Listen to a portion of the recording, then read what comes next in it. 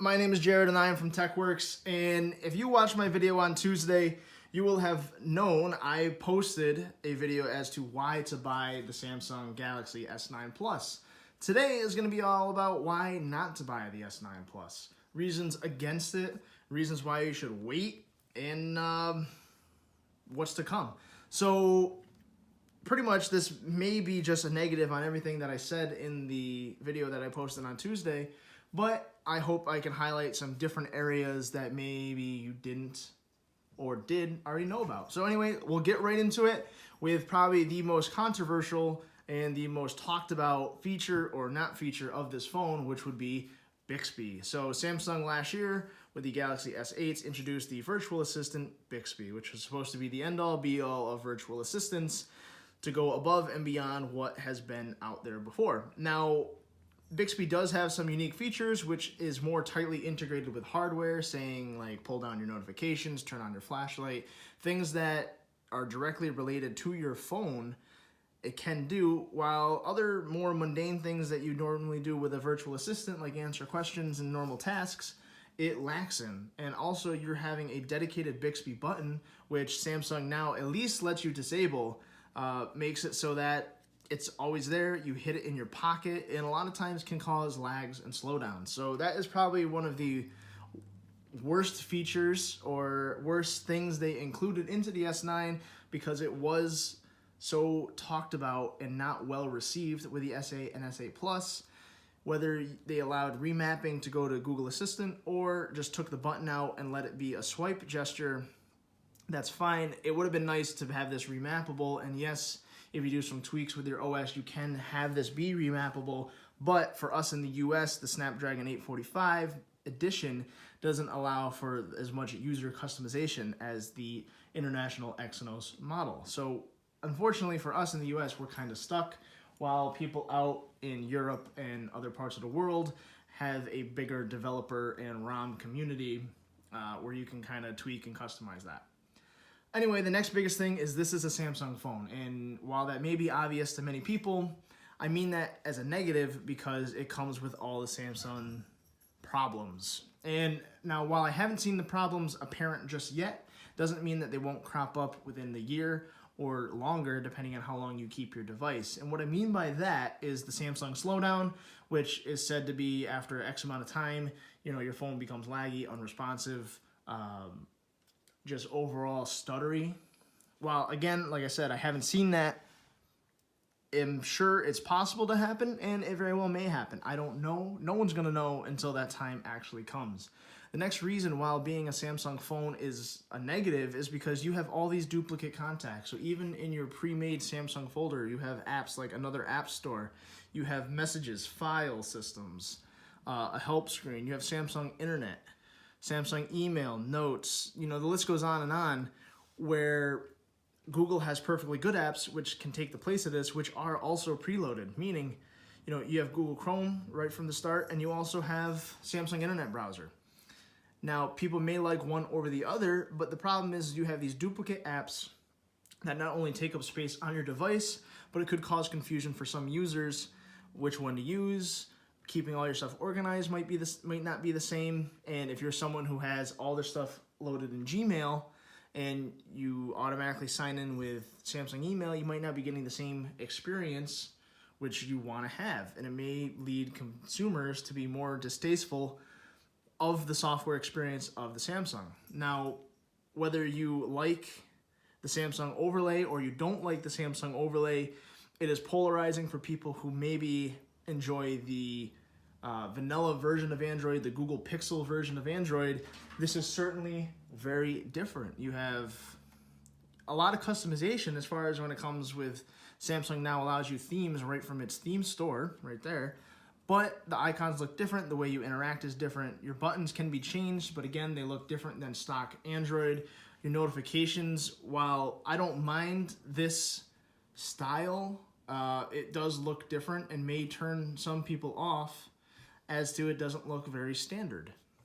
You go into your settings, and it has gotten better with how it is organized, but is not necessarily as clear-cut as stock Android. So users who really do like stock Android, that experience, they're probably not going to be very happy with this experience because it is so different. It's like using Emotion UI on a Huawei device.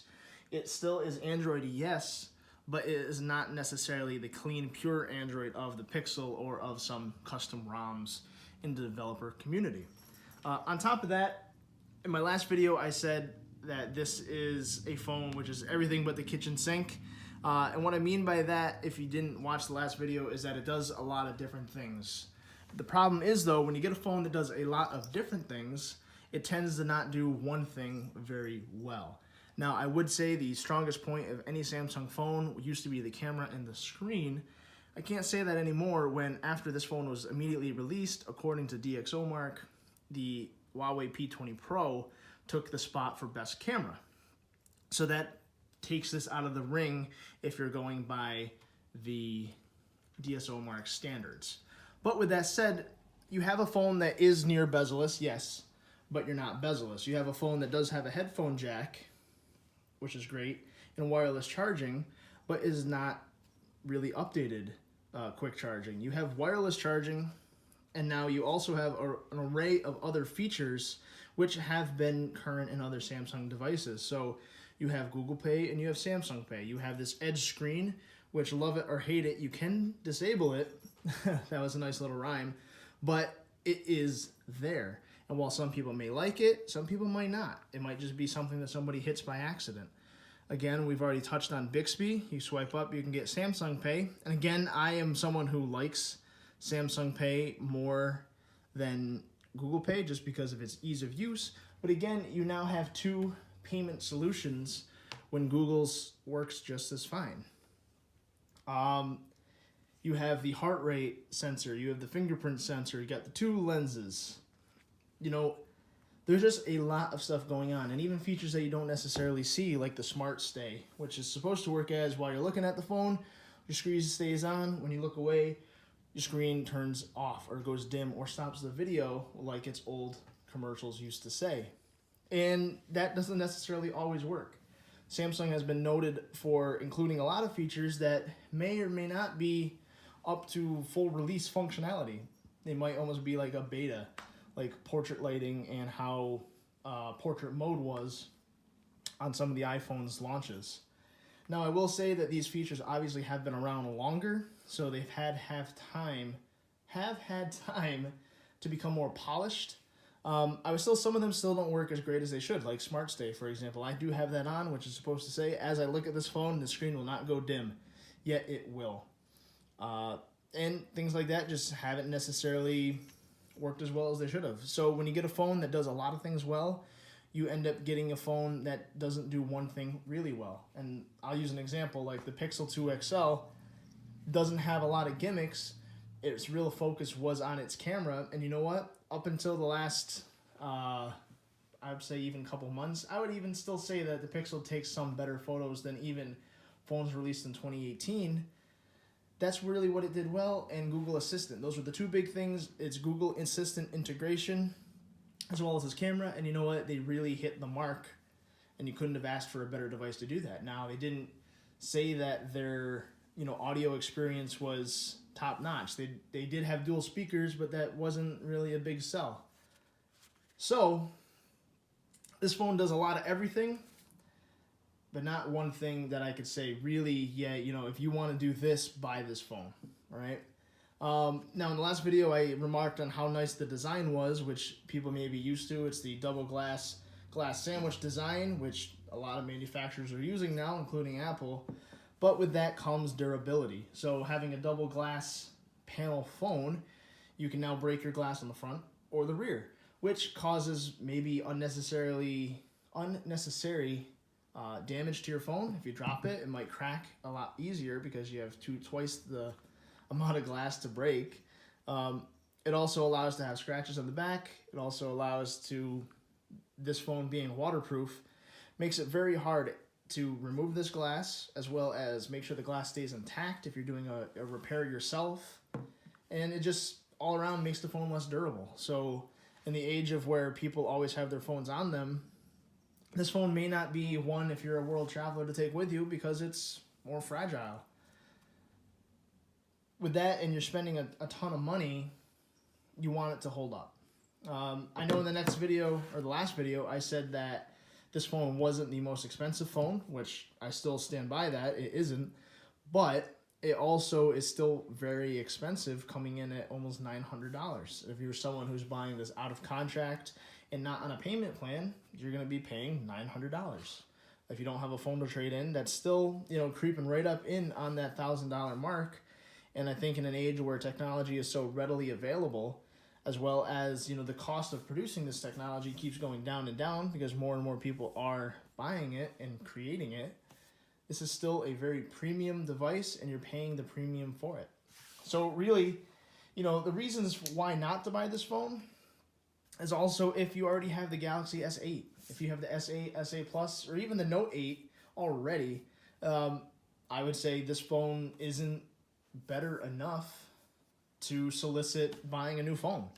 I think if you have any one of those, especially the Note 8 just being released over the summer, there's really not a need to buy the S9 or S9 Plus. If you had the Note 8, you do have the live focus, you have the dual lenses, you might not have the dual aperture, but you have the two lenses, you can do the live focus and all those neat features. But the phones are just too similar unless you really want that little increase in speed or already be on Android 8.0, but at this point in time, while I'm recording this video, most of the S8s and S8 Pluses have been updated, and if that Note 8 hasn't yet, it is already stated to be released soon. So if you have last gen Samsung phone, you really don't need to get this gen Samsung phone and maybe wait till the 10th anniversary Samsung phone next year. Maybe that's the better idea for you, or wait till another manufacturer comes out with something a little more groundbreaking. But I think, on a side note, that technology now is releasing at such a pace that nothing is really going to be that much of a groundbreaking feature. It's going to be incremental updates. And maybe if you don't buy a phone every year, you buy it every 2-3 years, maybe then for you, it'll be a very groundbreaking upgrade. So there you have it, guys. I listed a bunch of reasons why not to get the Samsung Galaxy Note. This isn't the Note. I listed a bunch of reasons why not to get the Samsung Galaxy S9 or S9 Plus. If you already have this phone, great. I hope you guys enjoy it. If you don't have this phone, maybe take into consideration the last 2 videos I've put up talking about why you should or why you shouldn't buy it. Do some research. Think about what matters most for you in your smartphone, and then go from there. Things I didn't mention in my last video is you do have expandable storage and you do have water resistance. So I did glance over that and I did not mention that. I will talk about it in the comment section or the description of both videos for anyone wondering. But again, I listed out a bunch of different reasons why to and why not to buy this phone. I hope you enjoy it. I know we're kind of running the gamut on Samsung Galaxy S9 videos, but like I said in the other video, until I get my hands on some of the more international versions, I don't have a new phone for a while, or until OnePlus releases their stuff, which is probably going to be in May at some point. So anyway, my name is Jared. I am from TechWorks. I hope you enjoyed this video. Again, if you have a suggestion, a comment, I want to start a conversation in the comments, please do so. I try to respond to everybody, or at least look at everything that you guys send me. So thanks again for watching, and I will see you in the next video.